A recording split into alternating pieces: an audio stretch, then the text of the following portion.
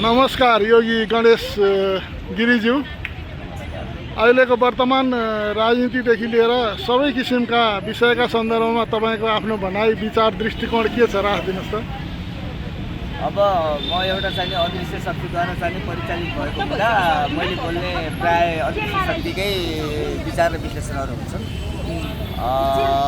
त्यसैमा मैले यहाँ लेखेको छु एउटा आम देशवासीज्यूलाई र राज्यसम्म पुग्ने हेतुले मैले चाहिँ यो लेखेको छु। अब चाहिँ प्रधानमन्त्री कोही पनि बन्न पाउँदैन र श्री गणेश गिरी योगीज्यू अर्थात् मलाई प्रधानमन्त्री बनाउनुको विकल्प छैन भनेर चाहिँ मैले यहाँ नीतिसहित लेखेर राखेको छु। यो के अरे हिमाल पहाड तराई कोही छैन पराई डाङ घोराई भनेर चाहिँ मैले राखेको छु र अन्तमा चाहिँ मैले सम्माननीय प्रधानमन्त्रीज्यूलाई पनि सन्देश पठाएको छु। जति सक्नुहुन्छ चलाउनुहोस्, जब सक्नुहुन्न शासन सत्ता मेरो हातमा दिनुहोस्, विकल्पै छैन, अन्तिम विकल्प हो यो। किन भन्दा यो सबै अदृश्य शक्तिको खेल भइरहेको छ। अदृश्य शक्तिले खेलेको हुँदा हामी कसैको पनि त्यसमा केही पनि लाग्दैन। र यो कमल आदि मन्दिरमा म एकपल्ट अस्ति हिजो भर्खरै गएँ, 20 गते, यो 2083 4 महिना 20 गते म त्यहाँ गएको थिएँ।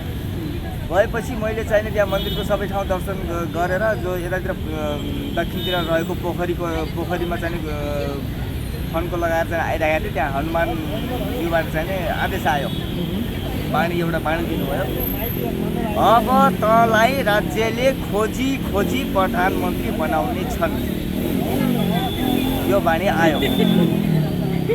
त्यही भएर अब यो अदृश्य शक्तिमा विश्वास नगर्नेहरूको लागि त के भन्नु र।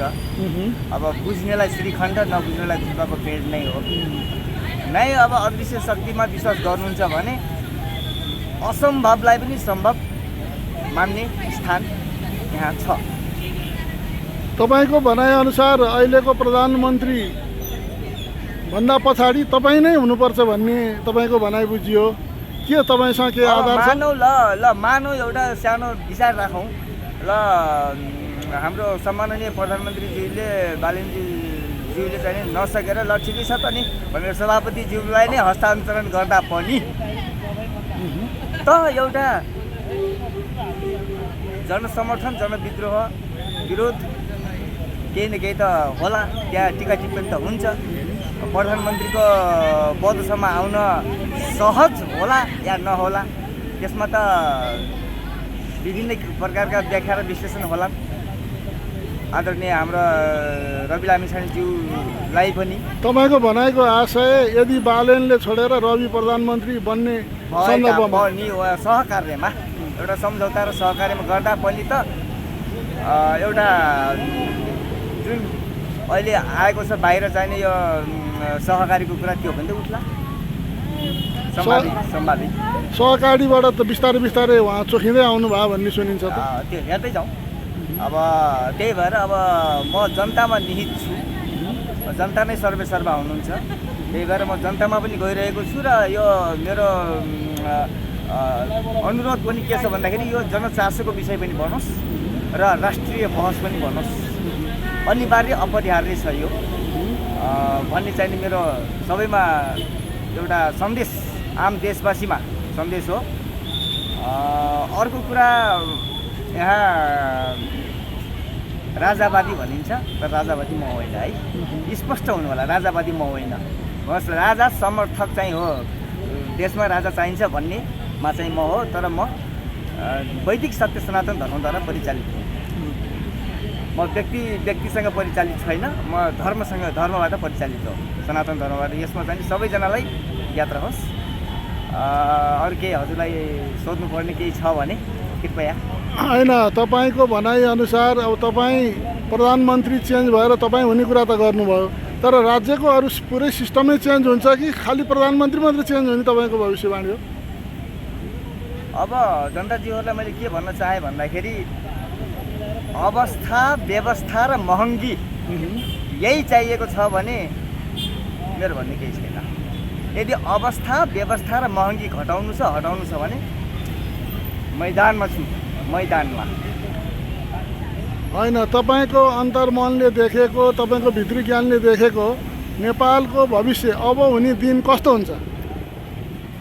अब हुने दिन त एउटा दुइटै हुन आउँछ यसमा, राम्रो पनि नराम्रो पनि। किन भन्दा अब नराम्रो हुने चिज अब प्रकृतिबाट र यो देवी देवताको दैविक अदृश्य शक्तिबाट भइ नै हाल्छ। राम्रो कुरामा चाहिँ नि एउटा मद्वारा है, मद्वारा नै हुने हो, अरूबाट सम्भव छैन। मद्वारा चाहिँ नि यो हाम्रो भौतिक राजनीतिक यो सुख शान्तिका यी चाहिने कुराहरू बिस्तारै चल्दै जान्छ माथि। राम्रो पक्ष पनि आउँछ, नराम्रो पक्ष पनि आउँछ, दुइटै आउँछ। दुइटैसँग मिलेर चाहिँ नि एक आपसमा मिलेर सहकार्य गरेर अगाडि बढ्नुपर्छ। सहकार्य कसको सहकार्य बढ्नुपर्छ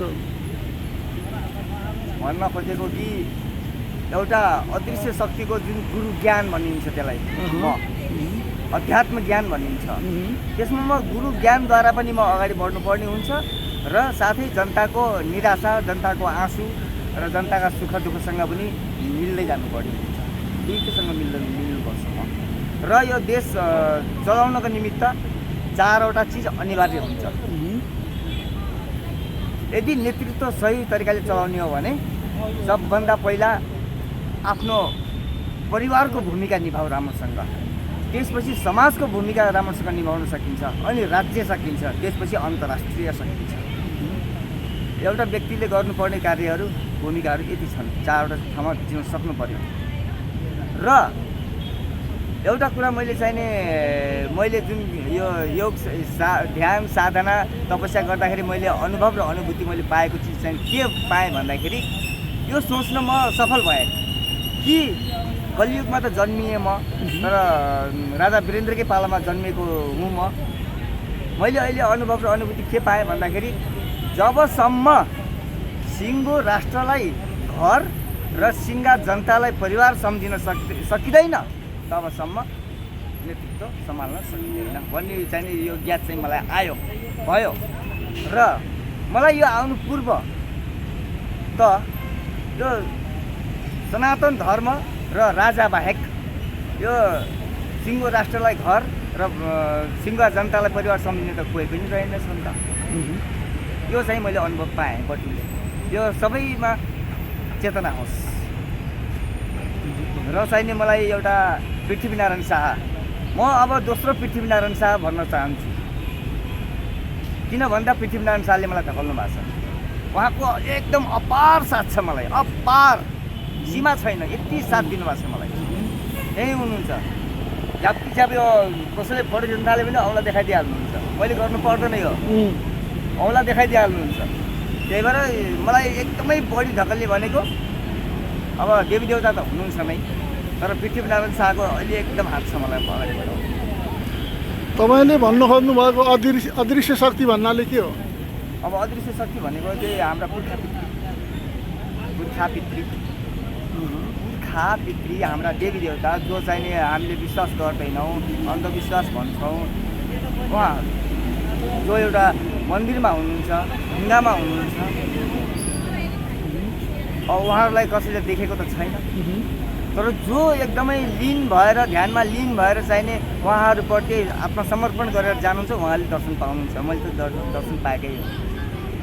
अब तपाईँले अहिले वर्तमान बालेन सरकार र नेपाली जनतालाई के गर्दा राम्रो हुन्छ भन्ने सुझाव दिन चाहनुहुन्छ, सरकारलाई र जनतालाई पनि? सरकारप्रति मेरो कुनै गुनासो छैन। जनतालाई भन्ने एउटै हो, जनताजीहरूलाई अब हामी वैदिक सत्य सनातन धर्मभित्र प्रवेश गर्नुको विकल्प छैन। एक त्योभन्दा पनि ठुलो जरा हाम्रै पुर्खा पितृ, हाम्रै घरका पुर्खा पितृको शरणमा आएर उहाँहरूको नीति नियममा बसेर हामीहरू अघि बढ्नुको विकल्प छैन। हामीहरू चाहिने घरकै देवी देवताको पितृको चाहिने हामी शरणमा बसेर नीति नियममा बाँधिएर चाहिने विधि विधानमा गरेर सके जतिको गरेर हामी अगाडि बढ्न सक्यौँ भने फुल्ने छौँ, फल्ने छौँ, फक्रिने छौँ। यो सन्देश म दिन्छु। ढिलो चाँडो हुन्छ, आत्तिएर मात्तिएर च्यातेर हुँदैन। आत्तिएर मात्तिएर च्यातेर केवल हामीलाई नै हानि हुने हो, आफैलाई नै स्वयंलाई नै हानि हुने हो। त्यही भएर आत्तिनु भएन, मात्तिनु भएन, च्यात्तिनु भएन। एउटा चाहिने धैर्यता राख्नु पऱ्यो, प्रतीक्षा गर्नु पऱ्यो, त्यसको फल मिठो हुन्छ भनेर चाहिने मैले यो देवी देवताकै शरणमा गएर चाहिँ आफ्नै घरका देवी देवताको शरणमा आएर चाहिँ त्यसबाट अगाडि बढ्नुको विकल्प छैन। र अर्को कुरो चाहिने यो जुन एउटा क्रिया प्रतिक्रियाहरू आइरहन्छ, प्रश्न पनि आइरहन्छ मलाई, यो बिना पार्टी दल पैसाको कुरा आउँछ। म त्यसमा के भन्छु भन्दाखेरि यो म पार्टीमा पनि छैन, दल पनि छैन, म त्यसमा पनि छैन, म एउटा धर्मबाट परिचालित भएको हुनाले यसलाई चिरेर जाने हो र यो असम्भव चाहिँ छैन। तपाईँले म राजाको समर्थक हुँ तर म राजा अभियानको होइन, अभियन्ता होइन भन्नु। राजा चाहिन्छ भन्ने चाहिँ हो, त्यो चाहिँ हो। राजा चाहिन्छ भन्ने चाहिँ हो, म राजावादी म होइन, म धर्मवादी हो, कट्टर धर्मवादी हो, म सनातन। त्यही भएर म देवी देवताबाट ब्रह्माण्डबाट चलेको छु, म पशुपतिनाथबाट चलेको छु, म सम्पूर्ण 33 कोटी देवी देवताबाट चलेको छु, म पाञ्चायन देवी देवताबाट सम्पूर्ण जति देवी देवता पितृहरू जति हुनुहुन्छ सबले मलाई चलाउनुहुन्छ। कहिले कोले म धर्मबाट परिचालित हो। अनि म एउटा यो आदरणीय देशवासीमा चाहिँ नि एउटा नयाँ सन्देश के दिन चाहन्छु भन्दाखेरि अहिले यो पैसाको हामीले कारोबार चाहिँ नि एकदमै व्यापक रूपमा एउटा सहज र सरल तरिकाले अपनाउँदै एउटा आरामदायी यात्रामा हामी हिँडिरहेको अवस्था छ। त्यसलाई भनिन्छ क्युआर कोड ब्याङ्किङ कारोबार। त्यो चाहिँ नि यो पैसा नगदको चाहिँ नि कारोबार गर्ने गरौँ, अन्यथा चाहिँ नि कुनै दिन हामीलाई यति समस्या पर्नेछ, मोबाइलको खोस्टो मात्रै हामीसँग हुनेछ, पैसा जति ब्याङ्कमा हुनेछ, नगद कारोबार हामीले गर्न पाउने छैनौँ र कुनै स्थानमा यस्तो पनि अवस्था हुनेछ कि इन्टरनेट हुने छैन र चाहिँ मोबाइलले काम पनि गर्ने छैन। त्यो अवस्थामा हामीलाई नगदै रुपियाँको आवश्यकता पर्ने छ। तसर्थ सम्पूर्णमा मैले यो के अरे एउटा जानकारी बनाइदिन्छु कि नगद कारोबार गर्नतर्फ हामी लागौँ। यो एउटा सुविधाको लागि भनेर, आरामको लागि भनेर हरेक कुरा ब्याङ्किङ कारोबार हरेक कार्यहरू चाहिँ हामीले क्युआर कोडबाट गऱ्यौँ भनेपछि हाम्रो खल्तीमा पनि हुँदैन पैसा, पसलको घरमा पनि हुँदैन पैसा, सबै पैसा ब्याङ्कमै हुन्छ र मोबाइलमा कष्ट मात्रै हुन्छ। त्यसैले ध्यान दिनु सबैले। तपाईँको यो भविष्यवाणी भयो, भोलि क्युआर कोड चल्दैन, नेट हुँदैन त अहिले सावधान हुनुहोस् भन्ने हो। किन भन्दा यो क्युआर कोड त्यहाँनिर चलाउनुपर्छ हामीले जहाँनिर ब्याङ्कदेखि ब्याङ्कमा हामीले पैसा लगाउन सकौँ। आपतकालीन त्यसलाई हामीलाई आपतकालीन छ भने त्यो आपतकालीनमा चाहिँ हामीले क्युआर कोडद्वारा चाहिँ के गर्न सक्यौँ, ब्याङ्कदेखि ब्याङ्कमा चाहिँ पैसा सरुवा गर्न सक्यौँ। होइन भने हामीले सामान्य हाम्रा खरिद बिक्रीमा त हामीले चाहिने नगदै कारोबार गर्दा सहज र सरल बन्न जान्छ। होइन भने त्यो दिन धेरै नजिक छ जुन दिन हाम्रो गोजीमा पैसा हुने छैन, नोट हुने छैन, घरमा पैसा हुने छैन, सबै ब्याङ्कमा हुनेछ, क्युआर कोडमा हुनेछ। मैले विगत केही महिनादेखि देख्दै आएको छु यो माइतीघर मण्डलामा धर्ना बस्दा या चाहिँ म काठमाडौँ उपत्यकामा घुम्दा हरेक निहाल्दा मैले एउटा कुरा के चाहिँ पाएँ भन्दाखेरि किन यस्तो यो धर्म र राजाप्रति मान्छेको यस्तो वितृष्णा फैलिएको पाएँ। धर्म र राजाप्रति व्यापक के एकदमै वितृष्णा के त्यस्तो चाहिँ मैले पाएँ। त्यस्तो किन होला म आफैलाई अचम्म लाग्छ। अब केही राष्ट्रवादी भन्नेहरू चाहिँ नि अब आफ्नो स्थानमा छन्, तर चाहिँ केही व्यक्तित्वहरूमा यस्तो रहेछ कि पाएँ कि मैले धेरै पाएँ यो वितृष्णा के राज संस्था र यो धर्मप्रति त वितृष्णा नै एकदमै। अनि कसरी सम्भावना हुन्छ यसको लागि, यसबाट बच्नको लागि हामीलाई एउटै उपाय छ। म समस्याको समाधानकर्ता मात्रै हो। कुन समस्यालाई कसरी समाधान गर्ने त्यो मलाई आउँछ। त्यसैले हामी कसैद्वारा परिचालित हुनु भएन।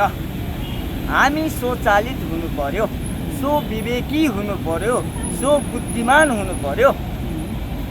जानेको जति आफै गर, नसकेको अवस्थामा शोध।